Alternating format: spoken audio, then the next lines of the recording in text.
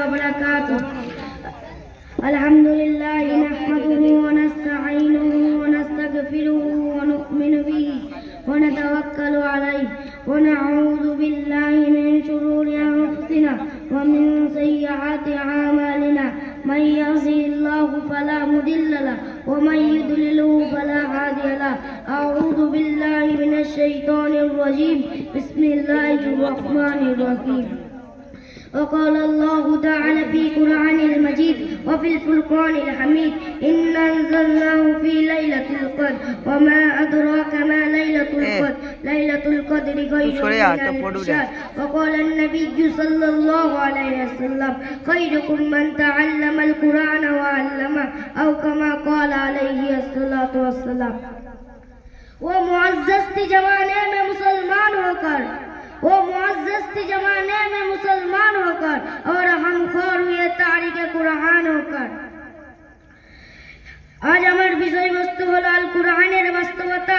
আমরা প্রথমে একটা কথা মনে রাখবো যে মহাগ্রন্থ আল কুরআন পৃথিবীর কোনো মানুষের রচিত গ্রন্থ নয়, বরং এটা মহান রব্বুল আলামিনের নিজস্ব পাক কালাম, যেটা লাউহে মাহফুজে সংরক্ষিত আছে। অতঃপর আল্লাহ তাআলা এটা ফেরেশতা জিবরাইল আলাইহিস সালামের মাধ্যমে বিশ্ব নবী সাল্লাল্লাহু আলাইহি ওয়াসাল্লামের উপর দীর্ঘ 23 বছর ধরে নাজিল করে অল্প অল্প করে নাজিল করেছেন। তাই টানার শানে বলি, আরশের ওজন যত, লেখনের কালি যত, হে মহান তোমার শত ধন্যবাদ।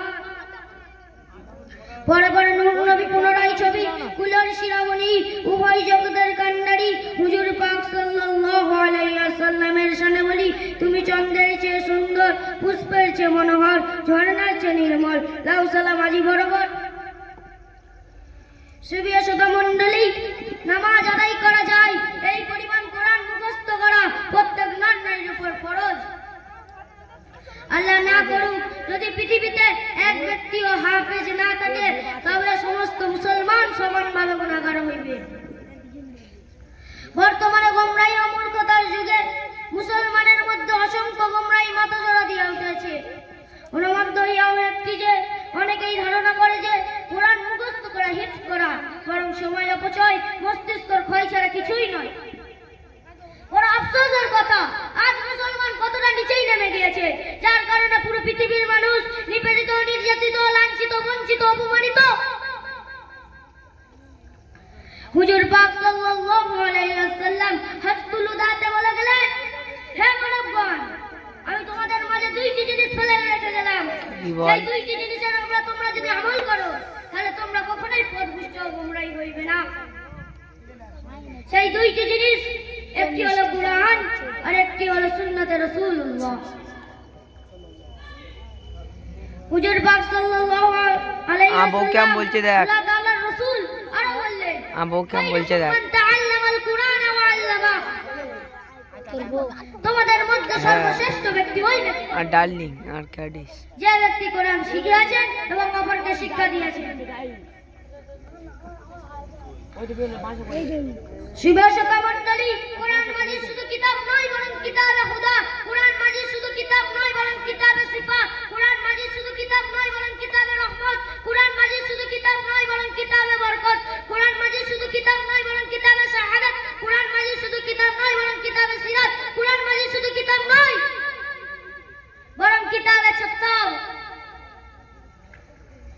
কোরআনে কারীম এমন একটা মুকাম্মাল আর জামে কিতাব, এমন একটা কিতাব যার জিম্মাদারি স্বয়ং আল্লাহ তাআলা নিয়েছেন। কোরআনে কারীম আল্লাহ তাআলার এমন একটা মুজিজা যে পুরো জিন্দেগি সমস্যার সমাধান আছে। किताबों में जो अफजल है उसे कुरान कहती है, इसे जिसने उतारा है उसे रहमान कहती है। सजा ले अपने सीने में उस 30 पारों को, जमाने भर में उसको हाफिज कुरान कहते हैं।